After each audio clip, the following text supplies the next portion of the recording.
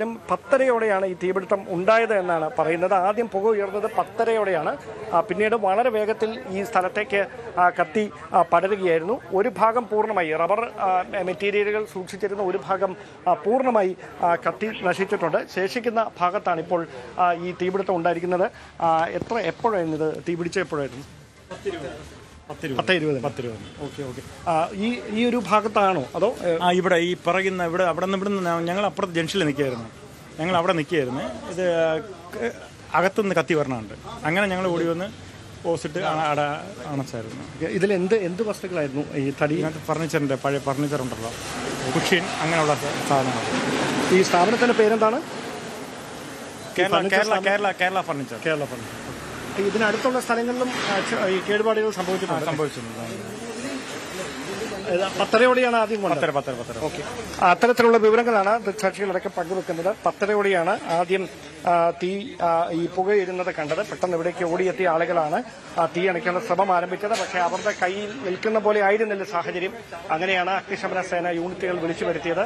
ആദ്യം ഒരു യൂണിറ്റ് എത്തി, പിന്നീട് അത് 2, 3, 4 ഉയർത്തിയിട്ടും തീ പൂർണ്ണമായി അണയ്ക്കാൻ കഴിയാതിരുന്ന സാഹചര്യത്തിലാണ് വീണ്ടും അധിക യൂണിറ്റുകൾ എത്തിച്ച് ഇപ്പോൾ ഈ തീ അണയ്ക്കാനുള്ള നീക്കം ഇപ്പോൾ സജീവമായി നടത്തിക്കൊണ്ടിരിക്കുന്നത്. ഈ ഫർണിച്ചറുകൾ സൂക്ഷിച്ചിരുന്ന സ്ഥലം പൂർണ്ണമായി കത്തി നശിച്ചിരിക്കുന്നുവെന്നാണ് അകത്ത് നിന്ന് ഉദ്യോഗസ്ഥർ നൽകുന്ന വിവരം. അതാണ് സാഹചര്യം. എന്തായാലും ഡാൻ സൂചിപ്പിച്ചതുപോലെ അവിടെ രക്ഷാപ്രവർത്തനങ്ങൾ ഇപ്പോഴും അതിൻ്റെ അവസാന ഘട്ടത്തിലാണ്. പൂർണ്ണമായും തീർന്നു എന്ന് പറയാറായിട്ടില്ല. സമീപത്തെ കെട്ടിടങ്ങളിലേക്ക് പോലും വലിയ രീതിയിലുള്ള തീ പടർന്നിട്ടുണ്ട്. അത് ആ ദൃശ്യങ്ങളിൽ തന്നെ നമുക്ക് വ്യക്തമാവുന്നുണ്ട്. അതാണ് സാഹചര്യം. ഇപ്പോഴും രക്ഷാപ്രവർത്തനം അവിടെ തുടരുകയാണ്. കൂടുതൽ ഫയർഫോഴ്സ് ഉദ്യോഗസ്ഥർ അവിടെ ഉണ്ട്, സ്ഥലത്തുണ്ട്. പുകയാണ് ഏറ്റവും വലിയ പ്രശ്നം. അതുകൊണ്ട് തന്നെ അതുണ്ടാക്കുന്ന വെല്ലുവിളി ഒട്ടും ചെറുതല്ല. ഡാൻ, ഒരു കാര്യം കൂടി, ഡാൻ തുടക്കത്തിൽ സൂചിപ്പിച്ച പോലെ നമുക്ക് ആ പുക വരുന്നതിൻ്റെ ഒരു സ്വഭാവം കാണുമ്പോൾ തന്നെ അറിയാം. ഈ തടി മെറ്റീരിയൽസ് ഒന്നും മാത്രമല്ല, മറ്റ് തീ പെട്ടെന്ന് പടരാൻ സാധ്യതയുള്ള അല്ലെങ്കിൽ തീ പിടിച്ചാൽ വലിയ ഗന്ധം അനുഭവപ്പെടുന്ന വസ്തുക്കളൊക്കെ ഉണ്ട് അതിനകത്ത് എന്ന് നമുക്ക് മനസ്സിലാകുന്നുണ്ട്. കറുത്ത പുക ഇങ്ങനെ ഇപ്പോഴും വരുന്നത് കാണാം. തീ ഇപ്പോൾ ഉള്ളിൽ കത്തുന്നുണ്ടോ അതോ തീ അണച്ചതിൻ്റെ ബാക്കിയാണോ ഈ വരുന്ന പുക?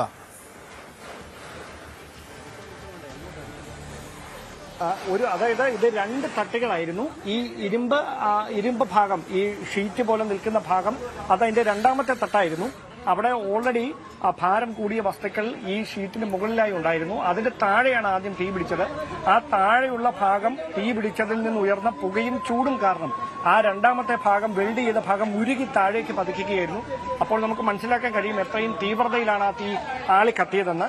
അങ്ങനെ ആദ്യത്തെ താഴത്തെ ഒരു തട്ട് പൂർണ്ണമായി കത്തി നശിച്ച് 2ാമത്തെ തട്ടിന്റെ ദൃശ്യങ്ങൾ മാത്രമാണ് നമുക്ക് ഇവിടെ നിന്ന് പകർത്താൻ കഴിയുന്നത്. താഴത്തെ നിലയിൽ ആ മുഴുവൻ ഉരുകിപ്പോയ സ്ഥലത്ത് എന്താണ് അവസ്ഥ എന്ന് നമുക്ക് അവിടെ എത്തിയാൽ മാത്രമേ അറിയാൻ കഴിയൂ. അവിടേക്ക് അഗ്നിശമന ഉദ്യോഗസ്ഥർക്ക് പോലും എത്താൻ കഴിയുന്നില്ല പൂർണ്ണമായി. കാരണം അത്രയും രൂക്ഷമായ ചൂടാണ്.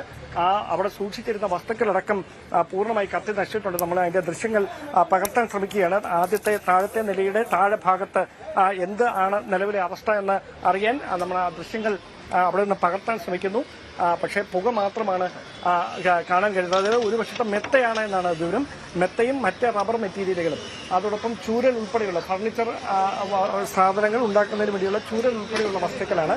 അതിനാണ് അത്തരത്തിൽ തീ പിടിച്ചത്. അവിടെ നിന്ന് അതിരൂക്ഷമായി ഈ തീയും പുകയും ഉയർന്നതിന് പിന്നാലെ 2ാമത്തെ നിലയുടെ വെൽഡിംഗ് ഉരുകി അത് താഴേക്ക് ചെരിയുകയായിരുന്നു. അതിന് മുകളിൽ സൂക്ഷിച്ചിരുന്ന ഈ വേസ്റ്റ് സാധനങ്ങൾ അടക്കം, അതായത് ഈ ഫർണിച്ചറുകൾ, ഉപയോഗശൂന്യമായ ഫർണിച്ചറുകൾ അടക്കമുള്ള വസ്തുക്കളാണ് 2ാമത് കത്തിയത്. അങ്ങനെയാണ് ഈ ഒരു പ്രദേശത്ത് മുഴുവൻ തീയും പുകയും ഉയരുന്ന തരത്തിലേക്ക് കാര്യങ്ങൾ എത്തിച്ചത്. ഇപ്പോൾ രൂക്ഷമായി വീണ്ടും പുകയിരുന്നു. അതുകൊണ്ട് ദൃശ്യങ്ങൾ പകർത്തിയിരുന്ന ക്യാമറമാൻമാരോട് ഉൾപ്പെടെ അവിടെ നിന്ന് മാറാൻ അഗ്നിശമന സേന ഉദ്യോഗസ്ഥർ നിർദ്ദേശം നൽകിയിട്ടുണ്ട്. നിലവിൽ തീ ഏറെക്കുറെ പൂർണ്ണമായി നിയന്ത്രണ വിധേയമാക്കി കഴിഞ്ഞു. ഇനി ഈ പുക കൂടി ശമിപ്പിക്കുന്നതിനുള്ള ശ്രമമാണ് ഇപ്പോൾ പുരോഗമിച്ചുകൊണ്ടിരിക്കുന്നത്. അത് തീ ഏറെക്കുറെ നിയന്ത്രണ വിധേയമാണ്. പുക കൂടി ഒന്ന് ശമിക്കുന്നവരെ, പ്രത്യേകിച്ച് ഈ സമയമാണ് ഏറ്റവും സൂക്ഷിക്കേണ്ടത്. രക്ഷാപ്രവർത്തകരും ഒപ്പം തന്നെ റിപ്പോർട്ട് ചെയ്യാനെത്തുന്ന മാധ്യമപ്രവർത്തകരുമൊക്കെല്ലാം അവിടെ നിൽക്കാൻ കഴിയാത്ത സാഹചര്യമുണ്ട്. ഇത് തീപിടുത്തത്തിൻ്റെ ആദ്യ സമയത്തെ ചില ദൃശ്യങ്ങൾ കൂടിയാണ് നമ്മളിപ്പോൾ കാണുന്നത്. അതിനുശേഷം ഇപ്പോൾ തീ അണച്ചിട്ടുണ്ട് എന്നതാണ് ഇപ്പോഴത്തെ സാഹചര്യം. പക്ഷേ വലിയ പുക ഇപ്പോഴും ഉയരുകയാണ്. തീപിടിച്ച വസ്തുക്കളിൽ നിന്നുള്ള പുകയാണ് ഇപ്പോഴും ഉയരുന്നത് എന്നതാണ്. ഈ തീപിടുത്തം സമീപത്തെ കെട്ടിടങ്ങൾക്കടക്കം വലിയ നാശനഷ്ടമുണ്ടാക്കി എന്നത് ദൃശ്യങ്ങളിൽ നമുക്ക് വ്യക്തമായിരുന്നു. കൂടുതൽ നാശനഷ്ടം, അപകടത്തിൻ്റെ കാരണം, ഇതൊക്കെ വ്യക്തത അല്പം കൂടി വരേണ്ടതുണ്ട്. എന്തുകൊണ്ടാണ് ഈ സമയത്ത് ഇങ്ങനെ ഒരു തീപിടുത്തം എന്നത്. ഇന്ന് ഞായറാഴ്ച ദിവസമാണ്, അടഞ്ഞു കിടന്ന് ഗോഡൗൺ ആയിരിക്കാം, എന്തുകൊണ്ട് തീപിടുത്തം ഉണ്ടായി എന്ന കാര്യമൊക്കെ വിശദമായി പരിശോധിക്കപ്പെടേണ്ടതുണ്ട്. അത് സംബന്ധിച്ച വ്യക്തത ഉണ്ടാവുമെന്ന് നമുക്ക് കരുതാം.